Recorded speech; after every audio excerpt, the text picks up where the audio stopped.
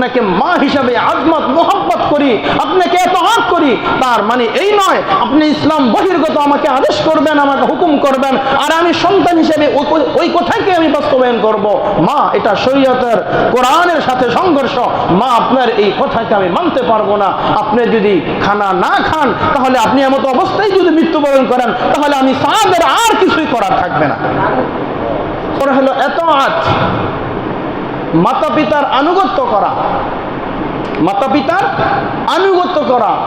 মা যেই কথা বলে, বাবা যেই কথা বলে, সেই কথাকে মাথা পেতে মেনে নেওয়া। সুবহানাল্লাহ।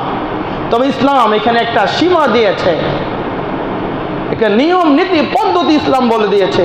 শরীয়ত সম্মত, শরীয়তগতভাবে তোমার মা তোমার বাবা যত আদেশ তোমাকে করে, যত হুকুম তোমাকে করবে, সেই হুকুমকে তুমি বাস্তবায়ন করবে।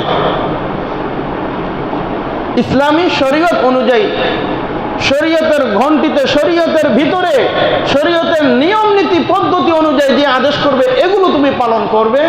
শরীয়ত বহির্গত কোনো আদেশ যদি কোনো মা কোনো বাবা কোনো সন্তানকে করে, তাহলে সেই আদেশ পালন করা জায়েজ নাই, বরং সেটা স্পষ্টভাবে হারাম।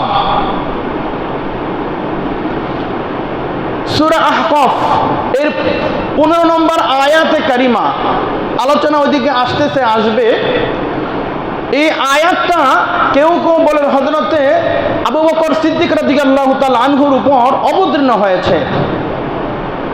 ওয়াসাইনাল ইনসানা বিওয়ালিদাইহি ইহসানা হামালাতুহু উম্মুহু কুরহা ওয়া ওয়াদাতুহু কুরহা ওয়া হামলুহু ওয়া ফিসালুহু 30 শাহরা।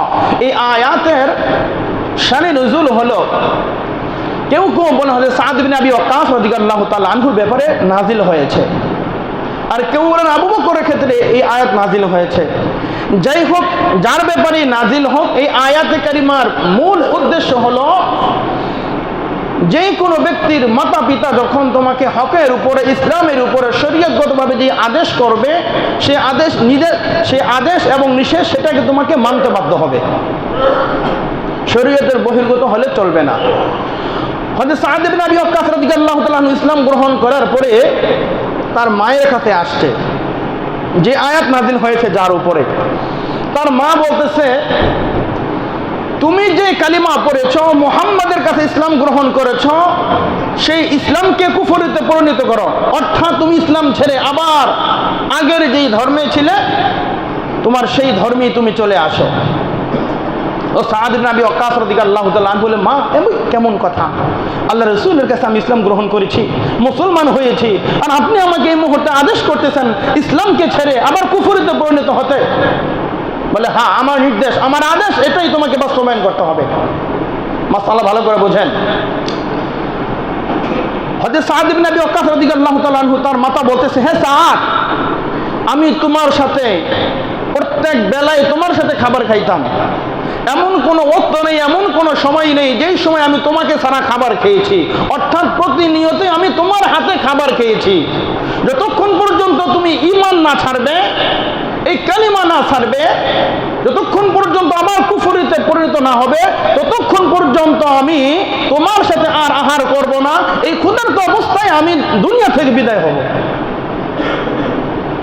এই কথার পরে সাদ ইবনে আবি ওয়াক্কাস রাদিয়াল্লাহু তাআলা আনহু বলছে, মা, আপনাকে মা হিসাবে আজমত মোহাব্বত করি, আপনাকে এতআত করি, তার মানে এই নয় আপনি ইসলাম বহির্গত আমাকে আদেশ করবেন, আমাকে হুকুম করবেন, আর আমি সন্তান হিসেবে ওই কথাকে আমি বাস্তবায়ন করব।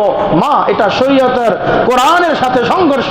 মা, আপনার এই কথাকে আমি মানতে পারবো না। আপনি যদি খানা না খান, তাহলে আপনি এমন অবস্থায় যদি মৃত্যুবরণ করেন, তাহলে আমি সাদের আর কিছুই করার থাকবে না।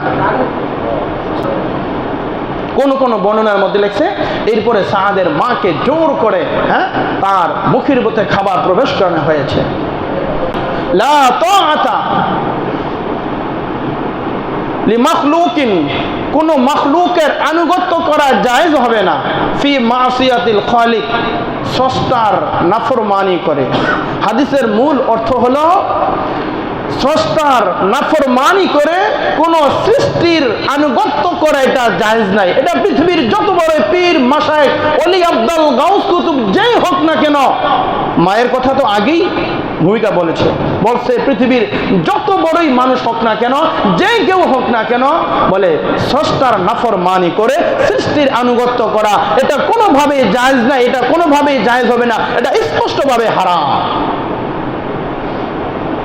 তাহলে মা এত হাত আপনাকে সম্মান করি, আপনার আনুগত্য প্রদর্শন করি, যখন ইসলামের সাথে,